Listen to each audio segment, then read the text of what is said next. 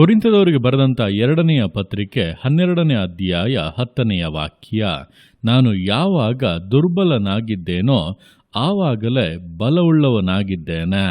ಈ ವಾಕ್ಯದಲ್ಲಿ ಅಪೊಸ್ತಲನಾದ ಪೌಲನು ದೇವರ ಕೃಪೆಯನ್ನು ಆಶ್ರಯಿಸಿಕೊಂಡವನಾಗಿ ನುಡಿದಂಥ ಸಂಗತಿಗಳನ್ನು ವಿವರಿಸಲಾಗಿದೆ.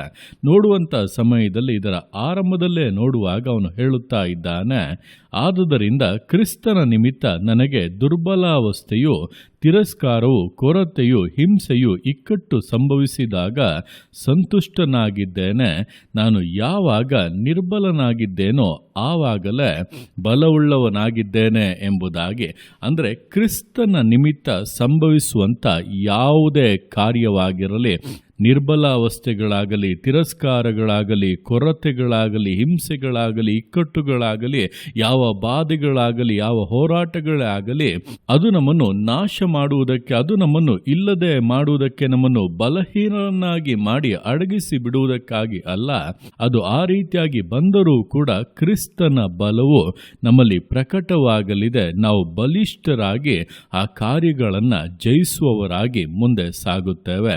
ಹಾಗಾಗಿ ಕ್ರಿಸ್ತನ ನಿಮಿತ್ತ ನಿಮಗೆ ಏನೇ ಸಂಭವಿಸಿದರೂ ಕೂಡ ಒಂದು ವಿಷಯವನ್ನು ಅರಿತುಕೊಳ್ಳಿ, ಆ ಕಾರ್ಯದಲ್ಲಿ ನೀವು ಅದಕ್ಕಿಂತಲೂ ಬಲಿಷ್ಠರಾಗಿ ಹೊರಬರಲಿದ್ದೀರಿ, ಜಯವನ್ನ ಹೊಂದಲಿದ್ದೀರಿ, ವಿಶೇಷವಾದ ಆಶೀರ್ವಾದಗಳನ್ನು ಸ್ವಾಧೀನಪಡಿಸಿಕೊಳ್ಳಲಿದ್ದೀರಿ.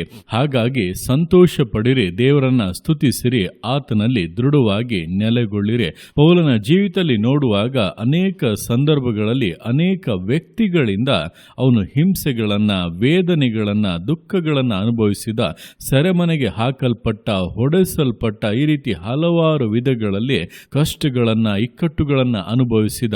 ಆದರೆ ಆ ರೀತಿ ಅನುಭವಿಸಿದಂಥ ಎಲ್ಲ ಸ್ಥಳಗಳಲ್ಲಿ ಕೂಡ ಪರಲೋಕಕ್ಕೆ ಲಾಭ ಉಂಟಾಗುವಂತೆ ಅದ್ಭುತ ಕಾರ್ಯಗಳು ನಡೆದು ಆತ್ಮಗಳು ಕ್ರಿಸ್ತನಿಗಾಗಿ ಆದಾಯವಾದವು.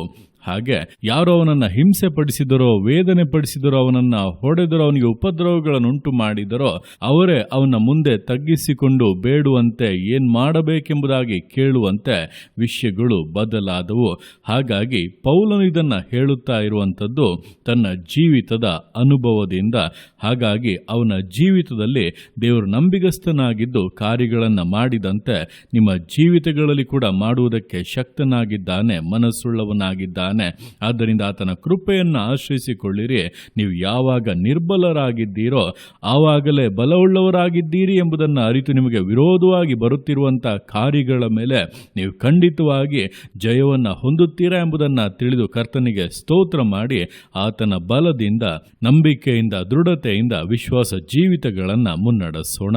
ದೇವರ ಕರಗಳಲ್ಲಿ ಸಮರ್ಪಿಸಿ ಪ್ರಾರ್ಥಿಸೋಣ. ಯೇಸುವೆ ಸ್ತೋತ್ರ ರಾಜ, ಕೊಟ್ಟಂತ ದಿವಸಕ್ಕೋಸ್ಕರ ಸ್ತೋತ್ರ ಕರ್ತನೆ. ಈ ದಿವಸ ನಿನ್ನ ಕರಗಳಲ್ಲಿ ಸಮರ್ಪಿಸ್ತಾನೆ. ಪ್ರತಿಯೊಂದು ಜೀವಿತಗಳನ್ನು ನೀನು ಆಳ್ವಿಕೆ ಮಾಡು, ಬಲಪಡಿಸು ಕರ್ತನೆ.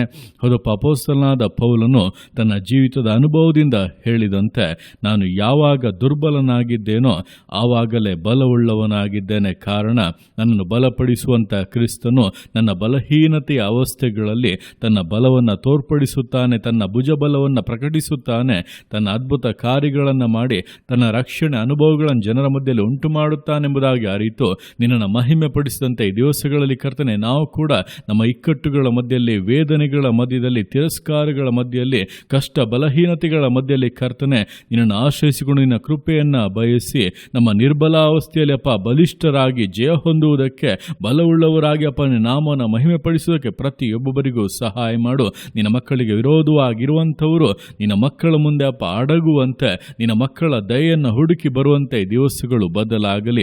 ನಿನ್ನ ಅದ್ಭುತ ಕಾರ್ಯಗಳನ್ನು ಮಾಡಿ ನಿನ್ನ ನಾಮವನ್ನು ಮಹಿಮೆಪಡಿಸುವುದಕ್ಕಾಗಿ ಸ್ತೋತ್ರ. ವಿಶೇಷವಾದ ಆಶೀರ್ವಾದಗಳನ್ನು, ಮೇಲುಗಳನ್ನು ಅನುಗ್ರಹಿಸುವುದಕ್ಕಾಗಿ ಸ್ತೋತ್ರ. ಸಂಪೂರ್ಣತೆಯಿಂದ ಸಂತೋಷಪಡಿಸು, ತೃಪ್ತಿಪಡಿಸು ಕರ್ತನೆ.